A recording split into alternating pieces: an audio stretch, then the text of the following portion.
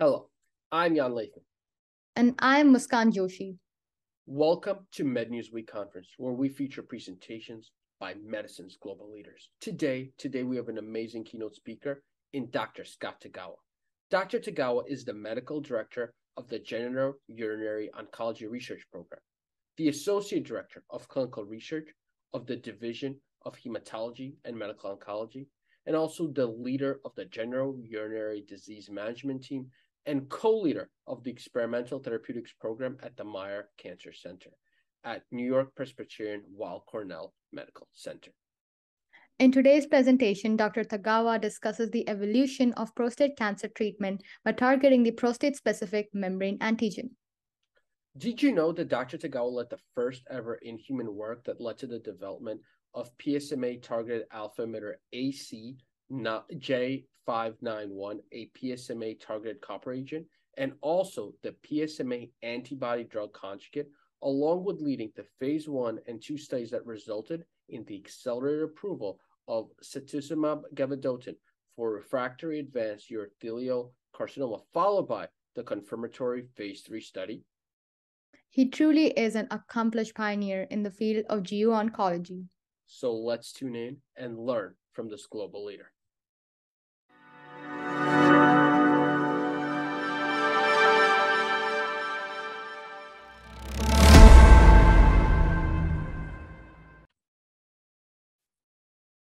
These are some research and financial disclosures that I'll leave it for a minute. The major disclosures of broad audience is that for the most part, I'm taking some slides that I've used for other presentations or adapted, and those were predominantly for a medical audience. So I'll do my best to make this broad. I do have so that a lot of the introductory slides are more broad. So in particular, the first 5-10 minutes will be on a background, and then I'm going to talk about PSMA, which I'll define.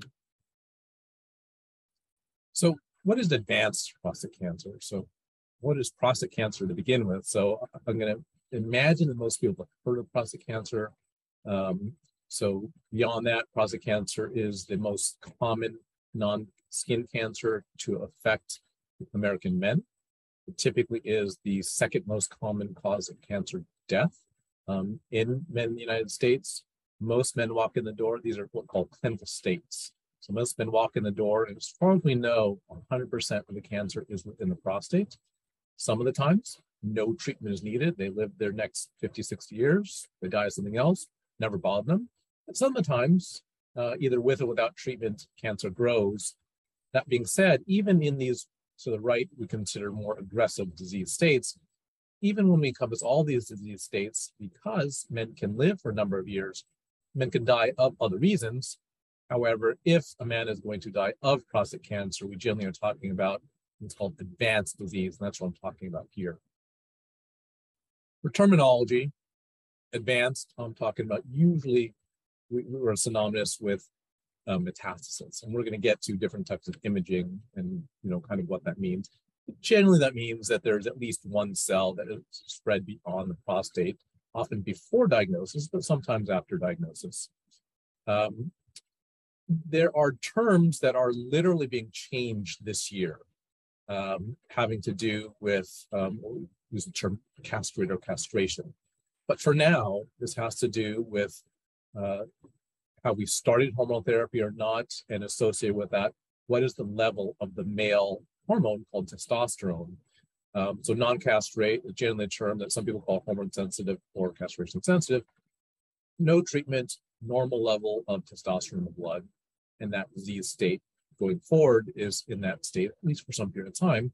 And then once that cancer learns to grow despite having a low level of testosterone in the blood, that's what we term castration resistant.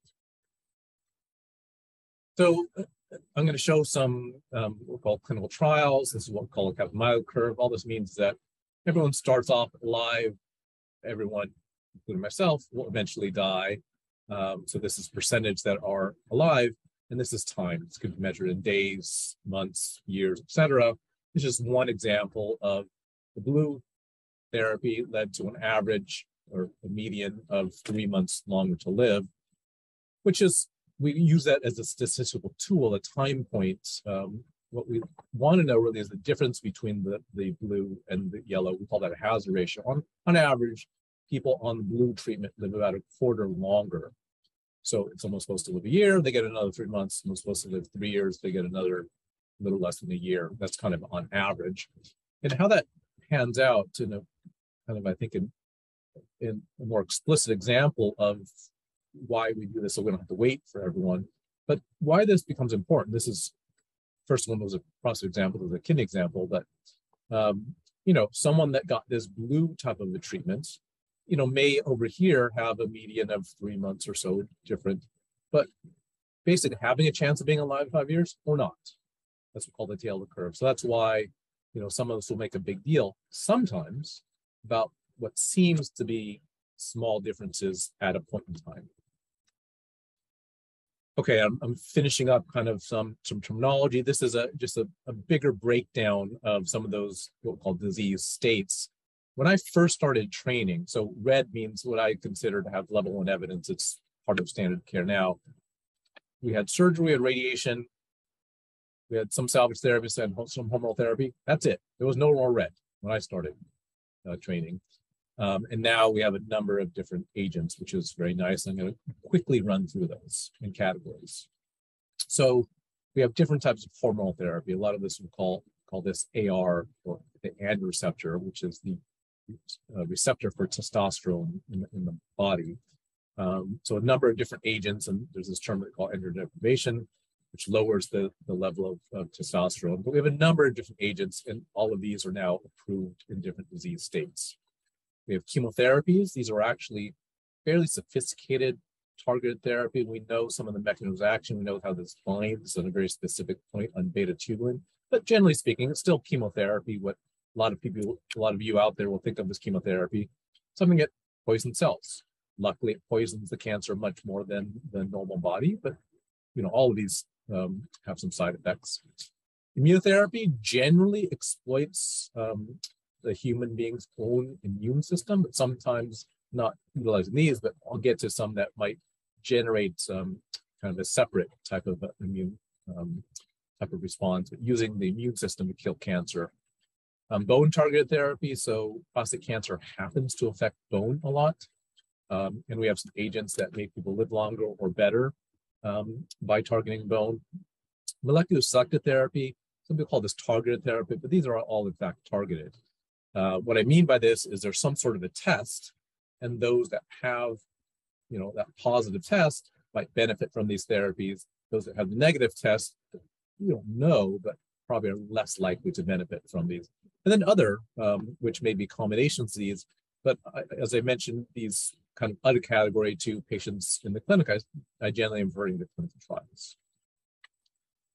So, for we call solid tumors, so tumors of organs, breast cancer, lung cancer, et cetera, the main kind of pillars of treatment are surgeons, radiation oncologists, and medical oncologists. My bias, as you see up here, is that when we work together as a team, then that's much better for the patients. And then I've expanded that to pathologists and radiologists. And I think even, when we have, other parts of the healthcare system, other parts of family and community. I'm throwing a dog. It could be any sort of pet therapy. I'm a dog lover. But my bias is that when we can get all these components to work together, that's in the best interest of the patient and their family.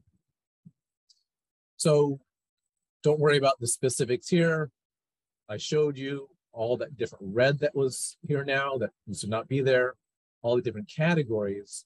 One thing that we now know, a man walks in the door with advanced prostate cancer, and we give more than one drug, many different combinations are possible, that man is going to live longer.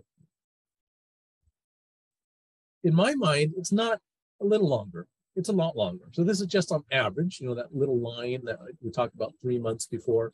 Well, with this, just 2 drugs versus 1, we're looking at closer to 3 years at that median.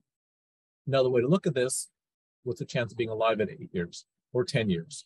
Well, it's a lot higher just by starting the same drug at the very beginning than getting that same drug or a similar drug down the line. So it just works much better. So major advances The same drugs that led to months difference now lead to years difference. And this is something that, this is a little bit old, but this is something that is very disappointing to me, and I want to get the word out. So you're a doctor, you're a patient, you know someone, I'm sure all of you know people at risk, meaning people that have prostates.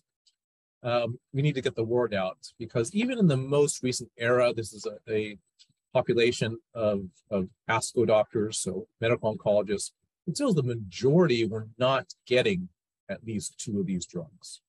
So that's 2019. I think it's improved in 2020, 2021, but still is a major problem that we need to make sure is minimized.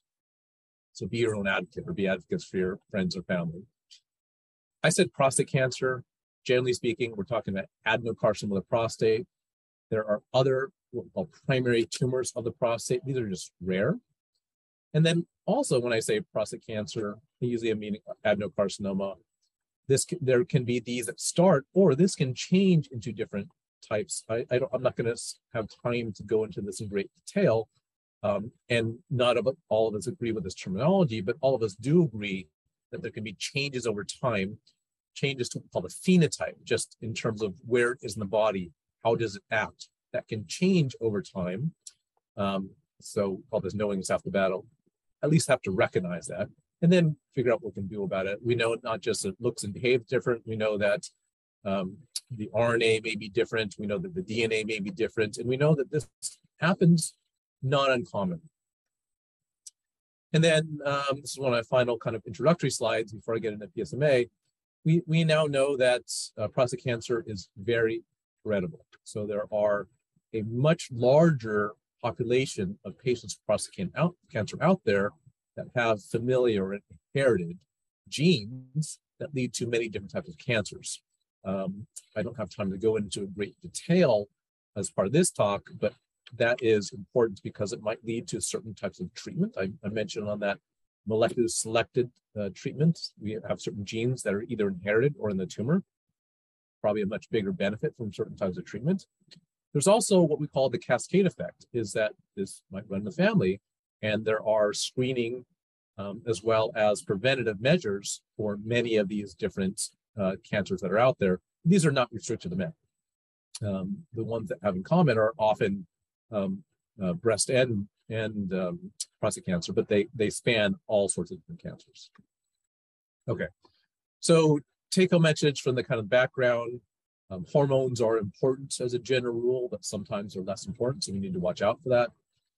Taking more than one drug, it looks like in some situations, 3 is actually better than 2, but beyond that, we just need to get most men getting more than 1. I didn't mention this, but so bones are very important, but we don't want to kind of have overkill to some of these drugs at the very beginning, unlike other tumor types where bone met's the bone met.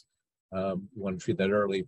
And now we have multiple drugs, all sorts of different types of mechanisms. And prostate cancer has what we call entered the precision medicine era, meaning we can find certain things and pick the best type of a treatment. But we need to remember that no patient can benefit if there's not testing. And some of these testings has, as I mentioned, cascade implications for kids, brothers, sisters, grandkids, etc. So how do we translate this? I'm going to spend most of my time talking about a very specific target. At the end, I'm going to mention how I think that the principles that we learned from targeting this protein called PSMA can translate into improvements in other cancers or other targets. So to take a step back, a very common question is, where's my cancer? How much cancer do I have?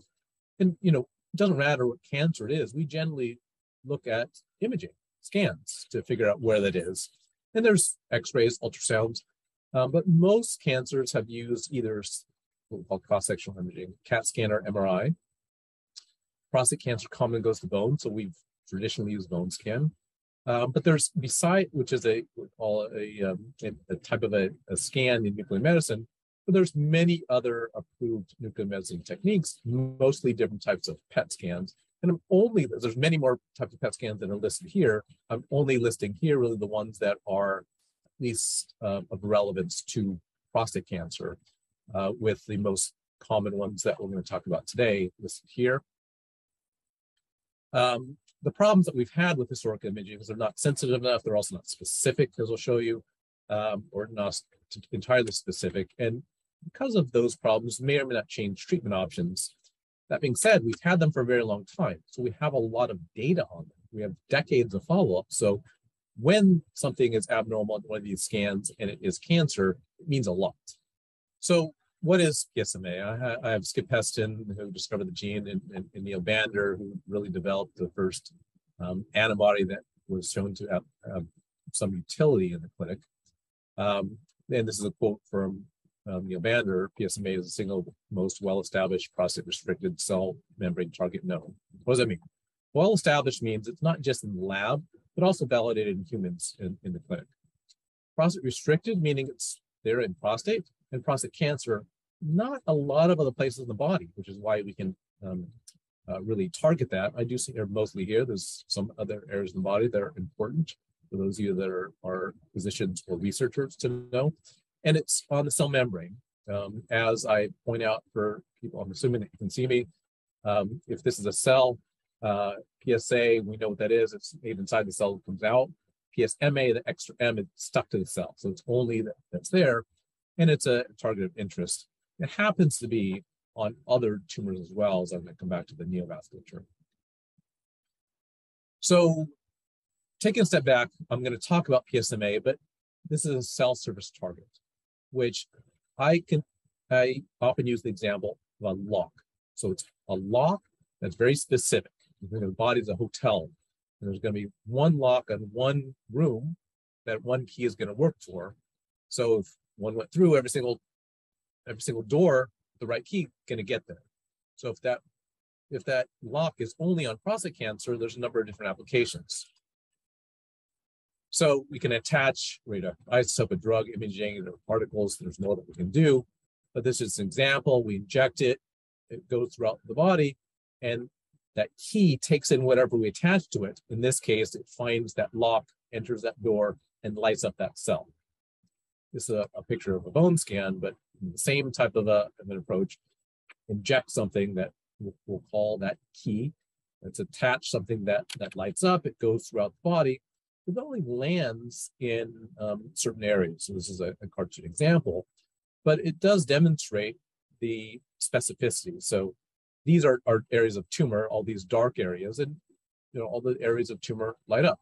There are other areas that are in the body. These are risks that are arthritis that lights up on a bone scan.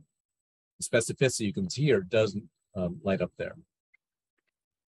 So our colleagues at the Prostate Cancer Foundation recently published this long history of PSMA. And you can see here that the first imaging agent didn't work that well clinically, but I think it was important to kind of start the field moving back in 1996. And it took all this time where we have the approvals in the last year and a half or so. In terms of imaging agents, there are dozens that are out there that have been used in humans. But the two main ones that we have as part of standard care in the United States are similar. These are their names and nicknames.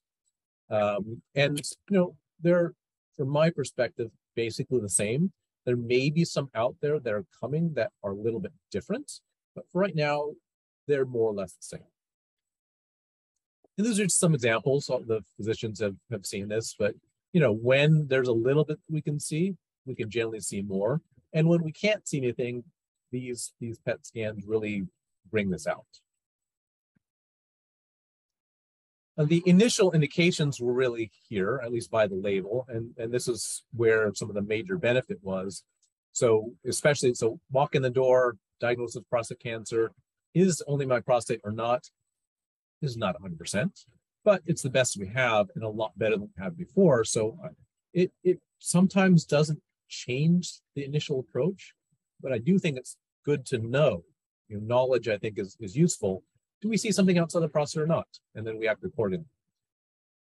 We're treated, PSA goes up. Can we find where it's coming from? Answer is yes, much of the time.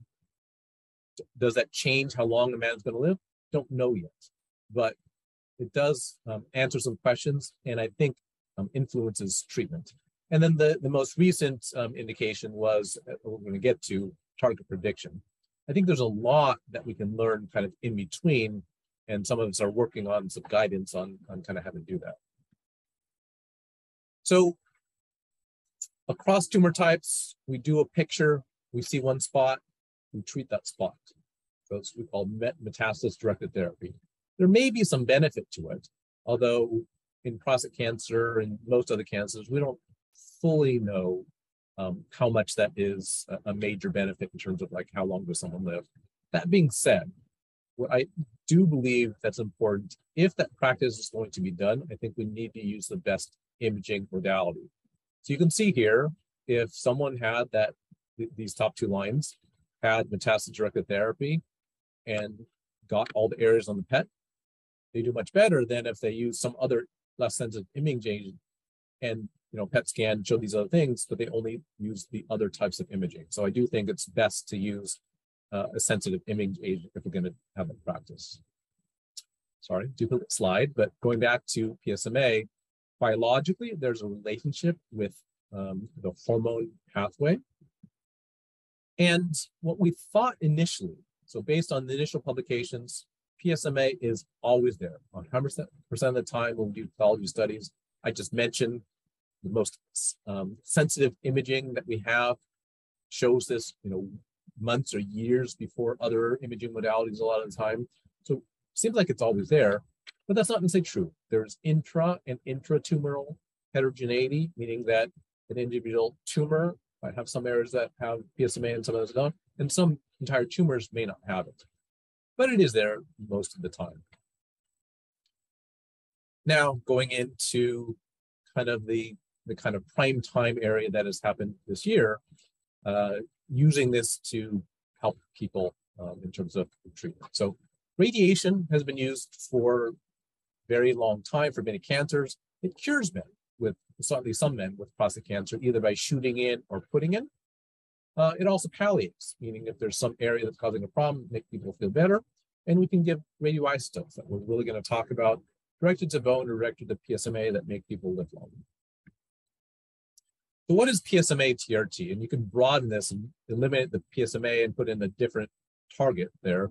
But basically what we're talking about is giving a radioactive particle, putting it into the blood. It circulates around because it's carried by something, one of these keys, if you will, to the right lock, to treat that. And that's usually with a beta or an alpha emitter. There's also Auger, as well as we can see that gamma or PET for imaging. And there's different properties that we're going to talk about. And then there's different, that has to do with alpha and beta that we're talking about. And there's different carriers we're going to get to. So this is a partial list. This is really just, I didn't mean this as this, but this is a list of drugs that's been used in New York, which is true, but they've been used around the world as well. 3 of which have been used in phase 3, ongoing phase 3 trials. The way that this field started was with a number of different, we call anecdotes. And these are some anecdotes from here that you can see a lot, get some treatment, does better. Even when someone's already had one, gets another one and does better. There are a lot of different publications. I do not mean to disparage any of these. I think there's very important work that's done by very smart people. But just one example of what at the time I think was considered one of the best publications. 145 men, 12 centers, very experienced centers over 18 months, got novel therapy.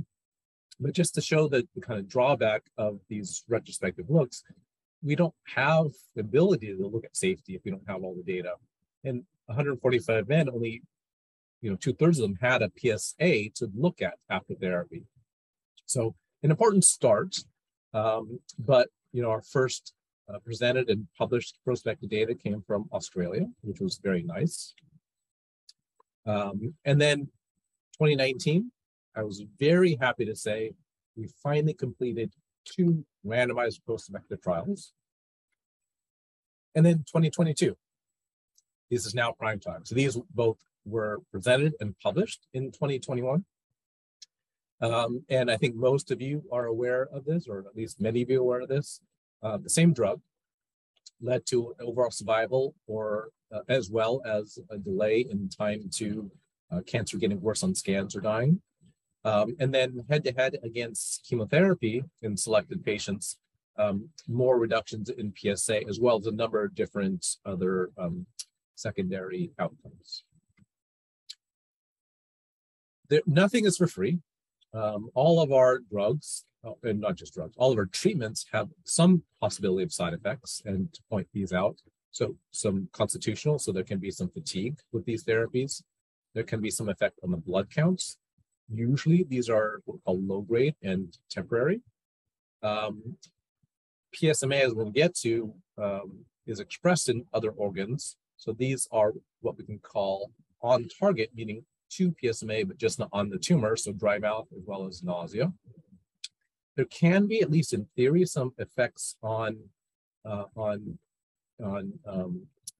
kidney, but luckily, that at least so far, that has not looked to be anything significant. But we're looking at that, as well as could there be cancers down the line.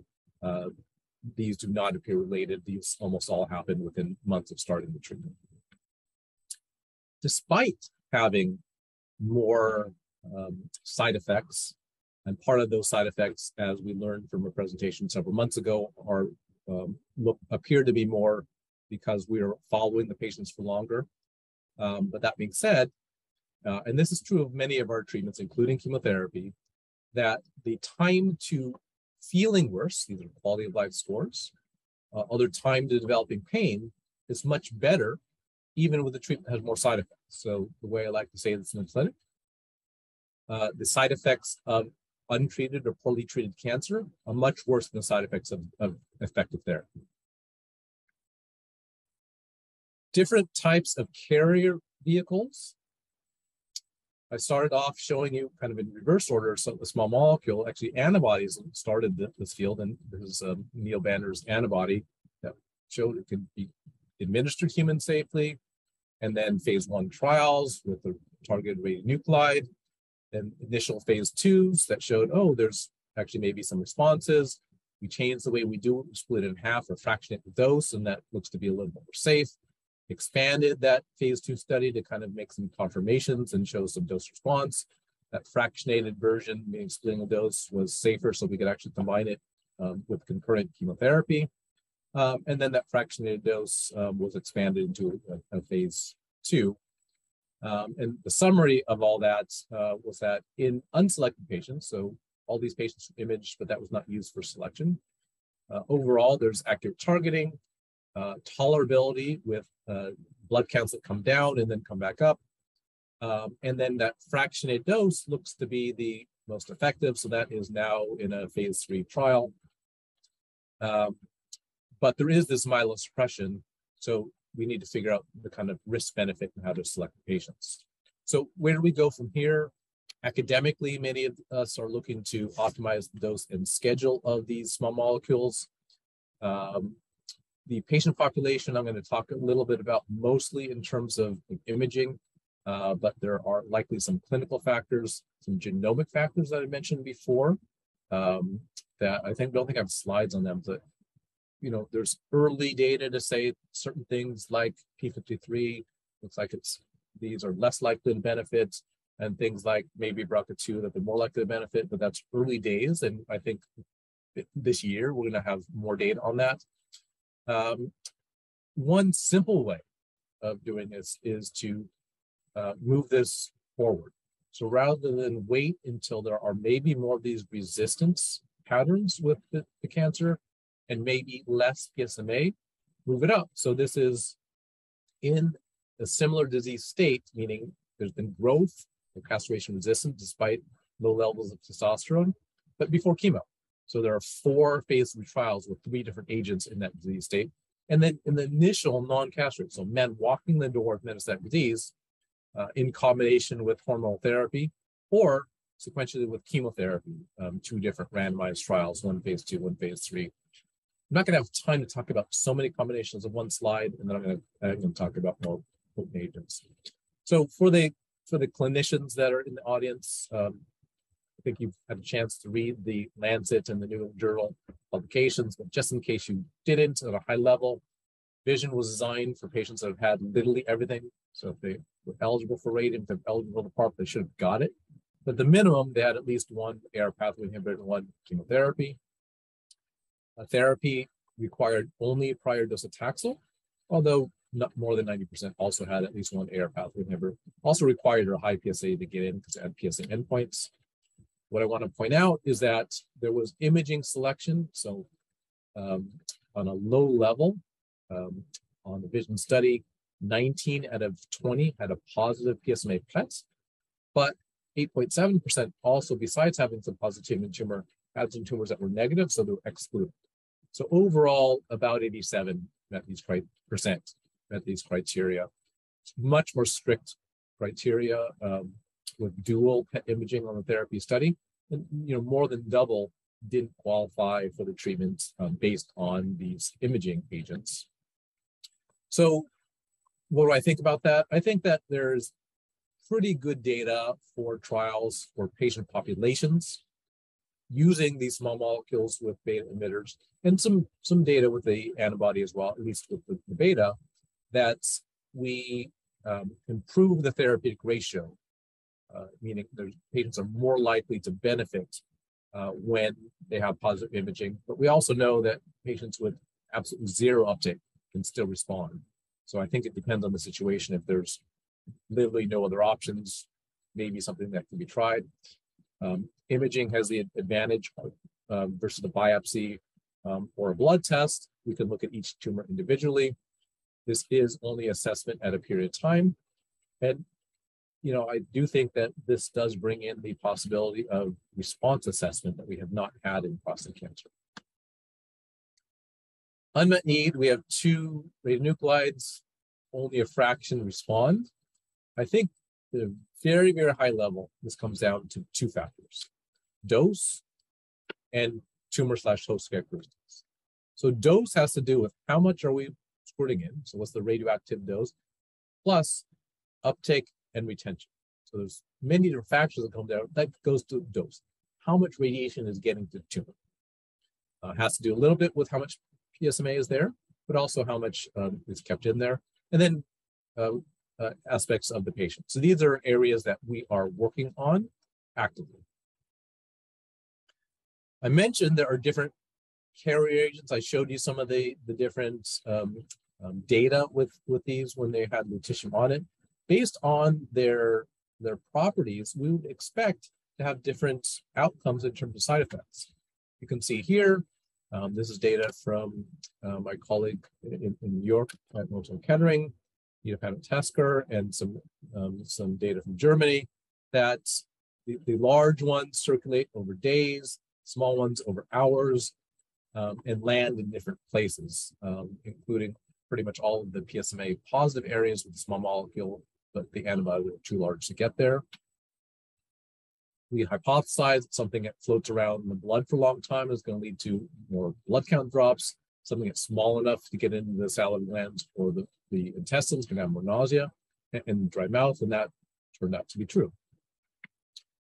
Another way of saying this on the lay part is the large versus small keys might lead to differences in side effects. Alphas and betas, a very simplistic cartoon here. Forgot to get one from my colleague Joe Gordon that has a little bit more sophistication, but basically alphas are very powerful, but can't travel. They can't penetrate even a piece of paper. Versus the betas, much less powerful per particle, but depending on which one, can go through tissue, bone, depending on what is which one it is. Cartoon example. Tumor that's there. Think of a long range one. Well, the nice thing is that targets this area. If this area doesn't have PSMA on it, we can hit that with crossfire. But maybe it's getting a little bit too much in terms of side effects. Versus something that is shorter range is going to get that area just right around it, but is going to miss the other area. So there's advantages and disadvantages. One of the interesting aspects that we've looked at is what if we combine them? So they go to different areas in the body, but they both land in tumor. So maybe we could back off the doses of each one, put them together, and have much more of a response with less side effects. That was the thought process when we started this. And the first thing was, well, can we give them? Do they block each other? They at least this antibody binds to a different place than the ligand. And then when you give them together, you can look at the two blues adding up or the two reds adding up. It's additive. They are non-competitive. So then that led to experiments that we gave radiolabeled with lutetium both. And we saw something very interesting. This is what gets to the tumor when we combine them, actually each one of these, each one alone. And you can see much more uptake with the antibody. But ignoring that, what happens when we give them both is much more than giving them alone. So for some reason, there's synergistic uptake. There's just more that is there. So we wanted to figure that out a little bit. And their ongoing experience, and this is presented at ACR a couple months ago, but it has to do with what happens to the small molecule alone or in presence of the antibody. So the small molecule alone binds PSMA, gets into the cell, and then is spit back out when the pH drops, basically. You can see the more sophisticated explanation here. However, when the antibody is given, the antibody is also bound to PSMA. That entire group is driven into the lysosome, and basically it stays within the cell. So just by giving the antibody alone, we can get more lutetium in via a small molecule like PSMA 617. So interesting things that we're looking at. Alphas and betas, I showed you kind of differences. Some very impressive pictures. Patient was treated with many different agents. It's a cancer all over, PSA of nearly 3,000, wiped out. These were amazing, are amazing examples. Say were because you can see when this was first published. And then, combined work between Germany and South Africa, working out some of this, the best that can be done in the situation, particularly in South Africa when there's not a lot else. But they do have expertise in nuclear medicine. So, figured this out prior to official clinical trials. Another example, but one of the things that you can look at here is not just wiping out tumors, wiping out salivary glands. So there can be some toxicity. So finally, this led to prospective clinical trials. This happened to be an alpha that's called actinium-225. So one of the very potent agents that can't penetrate much using the antibodies. So antibodies are big enough they can't get in salivary glands. So patients that had not really other options did not have to have PSMA positivity, although we scanned everyone that we could, and did increasing doses. As it turned out, that highest dose did not have major toxicity. So we just decided it's not practical to go up higher. We're going to just look at more patients at this dose. You can see here, despite not selecting for PSMA by PET, and despite about 4 out of 10 having prior lutetium PSMA, there's still PSA declines, and at least an initial look the same whether they had prior lutetium PSMA or not. So interesting, and PSMA target as well as other cell surface targets are of high interest for alpha emitters. So this was the first study. There are a number of different studies away with this particular compound, either alone or in combination. The second agent, not coincidentally to go into humans prospectively, happened to be an antibody, but small molecules are now there, and there's others that are on the way. All of what I said, or most of what I said, vision was not given as a single agent necessarily, but they were all designed as kind of single agent studies. There are different combinations that have been done. So 2 have been published with a number that are ongoing. Combinations with chemotherapy, combinations with radiosensitizers, combinations with PARP inhibitors, different hormonal agents, and with different PSMA agents. So this is a small fraction of what's going on with combinations. But I do believe that we're going to make some of the biggest inroads looking at combination therapy. One type of combination therapy that's of interest, and this is from last week at ASCO, is combination with immunotherapy. So immune checkpoint inhibitors, we know multiple experiments. We give them to a mouse with radiation versus without radiation, we cure much more. So it's called abscopal effect. We can generate an immune response in a different place than we're radiating. Well, why don't we radiate most or all the areas with lutetium PSMA-617? So this is an experiment in humans, a clinical trial, where everyone got kind of full doses, higher than what we give, kind of envision, at least initially, radioactivity levels, selected by PSMA with immune checkpoint inhibitor called pembrolizumab. PSA decline rate's pretty good, with an updated slide compared to when we saw this last year at ESMO. There are some patients that are more out here, although most have had some progression, but not every bar has had some progression. So the question is, are we going to be able to have durable responses or cures with this combination? We shall see. Another same combination, but it's another way of looking at it is, just like we do with other examples, shoot in some radiation once or 3 times, small point in time, and then give it with the immune checkpoint inhibitor, let it go. And that's what our colleagues at UCSF have done. This is just the phase 1 part. We'll see what happens, but there may be something that is happening there, early days. And then this is a 2 versus 3 combination. You can see the rationale here, but basically this part is now done. We're currently actively doing this summer, and then in the summer, it's going to be a randomized trial of having PSMA targeted radiation or not. Thank you, supported by you all, U.S. tax. Well, this is worldwide. This is the U.S. taxpayers from the Department of Defense. I don't expect you to be able to read this. This is a partial list, but there are a lot of different clinical trials that are going on in different disease states, either alone or in combination. I'm being U.S.-centric right now. All those are with arrows are enrolling within the United States right now. So these are available, many different places around the country. Now, that lock or the target on the cell, we can put in a key, but we can attach things besides radiation. Antibody drug conjugates are very common these days, and we can target PSMA.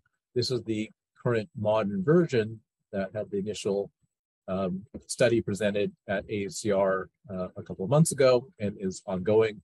Other ones are coming. The immune system, I mentioned.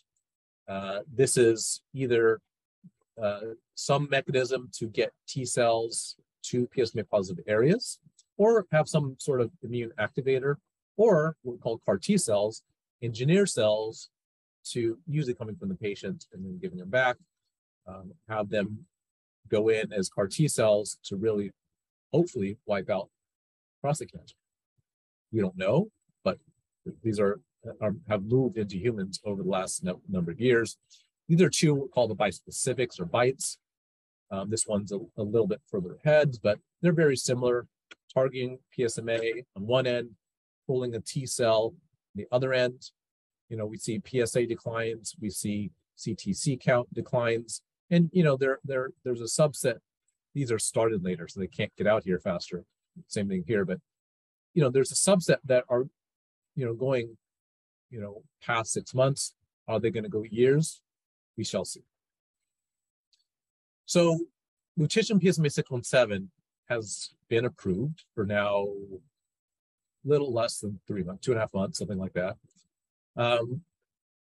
General hemoncs, internists are going to see this. What to expect?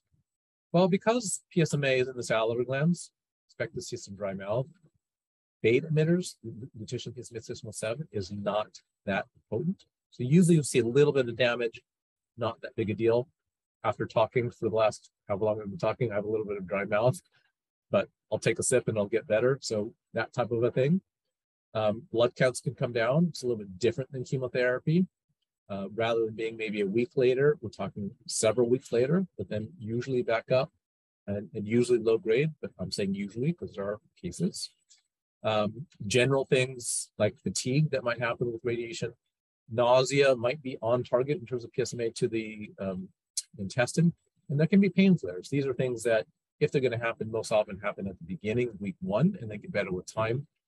We do not have long-term data. So I have individual patients that are out more than 10 years, but it's a very small number that are out even 3 years because it's new, and unfortunately, patients at this stage don't necessarily live that long. But we have a number of different trials looking for long-term survival, or some are even looking for cure, and we'll see what happens long-term. Some of these agents, particularly those that have gamma, like lutetium 177. Gamma is what we see like a bone scan. Those are things, gamma rays can shoot through different agents. Unless there's lead, it can kind of shoot through things. And so the closer you are, the more that you're going to get. So this can affect healthcare workers, family, friends, etc. The key is the closer it is time-wise to the treatment, and the closer the other person is, and the longer that's there, the more it could be there. So hugging, not a big deal. Sitting on someone's lap for minutes, probably not a big deal. Hours, especially the day of treatment, may be a big deal. So just kind of keep that in mind. So in summary, PSMA is clinically validated. It's fairly consistent as a cell surface target. It is relevant in the current era with all of these other therapies. We can target it with antibodies or small molecules. Prostate cancer rate is sensitive with a dose response, so hopefully we can optimize the dose. We can exploit the selectivity of PSMA expression to deliver high doses of drugs or radionuclides with relative sparing to other organs. Can we cure? There's heterogeneity that's there. So I don't think it's going to happen as a single agent, but what about combinations? I think that is possible, particularly if we pre-select the optimal patient and our patient population with a number of different tools that we have. Beyond prostate cancer, beyond PSMA. So PSMA is expressed on the neovasculature of virtually every other solid tumor, at least all the other carcinomas, but not in their corresponding organs. For instance, it's on lung cancer, but not in lung. And we may be able to use radionuclides or drugs to target it. PSMA is just one example of that lung cell surface target. So pick another one, and in prostate cancer or other ones, take these same principles, which is now validated, and hopefully we can exploit them. The most common way that's being done across different diseases is antibody-drug conjugates, but I do think that there is likely a place for bispecifics as well as CARs in development, as well as targeted radionuclide. And targeted radionuclides as a theranostic pair, meaning see what you treat, it's one way of having an in vivo test. Patient, as his or her own example, in real time, we inject something, lights up, all the tumors light up, that may be a good target in that individual. Even if 9 out of 10 light up for a specific tumor and target, that individual doesn't light up, maybe not the best choice unless there are no other options. So I do think that theranostics as a field has some advantages. I always like to end, I'll have one more slide after this, with those of you that have prostate cancer, know people with prostate cancer. I'm going back to this clinical state. We're talking about, death from other causes, death from prostate cancer. Let's talk about life. So you want to live your life, no matter if you're here, like you're at risk, like me, could I get prostate cancer, or are diagnosed with prostate cancer? Live your life. Don't put your head in the sand. There's a lot of good treatment options, but we want to maintain length of life as well as quality of life. So a number of discoveries in the clinic have come back to lab and lab into the clinic, and these are now clinically relevant.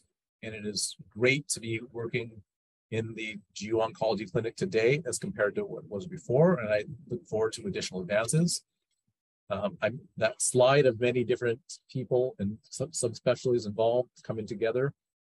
This is not I'm sure I left some very important people off this, unfortunately, but just an acknowledgement to all of the different collaborators here and elsewhere. funding from maybe some of you that are listening in, and especially to the patients and their families who participated in research here as well as others. So thank you very much.